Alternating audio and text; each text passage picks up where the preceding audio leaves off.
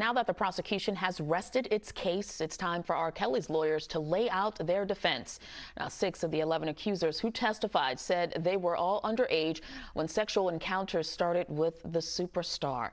Joining us now is Dr. Jeff Gardere, Associate Professor of Behavioral Medicine. He's here to talk about sexual assault and the re-traumatization of it. Dr. Gardere, it is always a pleasure to have you, sir. Let's just jump right in. Let's discuss the grooming of young victims by older men. How does that happen? Well, it's something that happens way too often, Tashani, as we know, in many of the cases that we've dealt with, and even in our communities. And it really is about targeting an individual and getting their confidence, not even coming off perhaps in a sexual manner to begin with, but getting them over time to be able to trust you and to convince them that you are in their corner, that you've got their back, that you are there for them in every way. And then once you get that confidence, then they go in for the kill with regard to then acting out sexually, and what we see is the sexual assaults, pedophilia, rape, and so on. Dr. Gardere, I want to bring in our correspondent. He is outside of that courthouse where the R. Kelly trial is taking place. Dray, what's the latest? What happened today in court, sir? Well, Tashani, today the defense called 2 more witnesses. Both are former employees of singer R. Kelly, and they testified. They both spent a substantial amount of time with Kelly, and they never witnessed any forms of abuse. Now, the first person to testify this morning was James Meeks. He testified he worked for R. Kelly for some 15 years, and he was first an unpaid intern starting in 2002, and over the years, he was promoted to various other positions. When he stopped working for Kelly in 2019, he was a sound engineer, and he's actually listed on the credits for several R. Kelly songs. Now, Meeks told the jury he never witnessed any forms of abuse involving Kelly and his girlfriends. He said Kelly's girlfriends would come around and everything seemed normal to him. But under cross-examination, Meeks said he did have to sign a confidentiality agreement, so he couldn't really discuss a lot of things, and that he did stop working for Kelly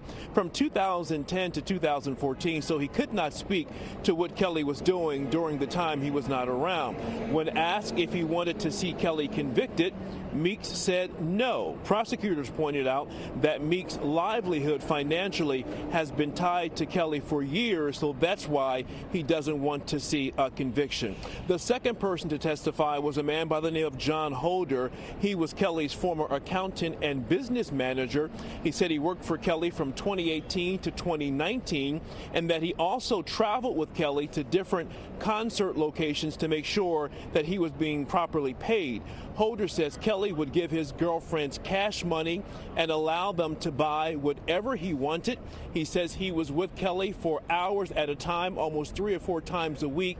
And again, that he never witnessed any abuse. He said the girlfriends would come around, they would speak to him, he would talk to them, and that he never saw any of them crying at any point in time. We should mention that the judge said today the defense plans to wrap up its case tomorrow with its last witness, and then there will be closing arguments, and eventually the jury will get the case, and we expect that should happen either late Thursday afternoon or Friday morning, and we could possibly have a verdict on Friday or sometime Monday or Tuesday. That's the latest here, Tashani. You know, this is a very closely watched case, and we know you'll bring us the latest. Thank you. And we go back to our guest, Dr. Gardere, to talk about what we just heard. So, Dr. Gardere, before we went to that live report, we were talking about how this has taken place in our community. How much of this is young girls dating older men? Is it a cultural thing, or is it just teenage curiosity being exploited?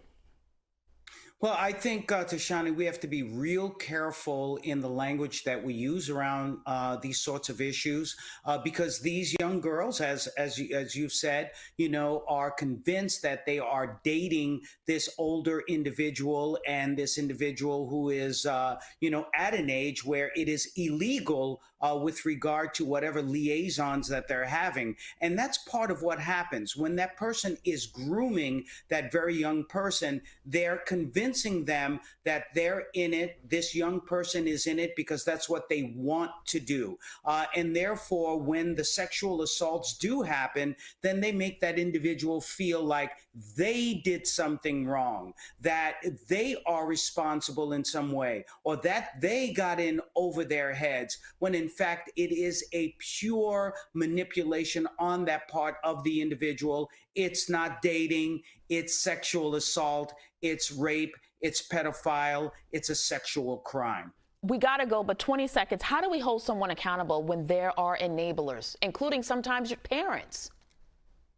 Yeah, absolutely. The important thing is to not take the side of, I don't want to say what's going on. I want to stay neutral. I have my own reasons for, not talking about what's happening. We all have to sound the alarm when we see it, because it can be our own children, God forbid. Absolutely. Dr. Gardere, a pleasure having you. Thank you for that insight, sir.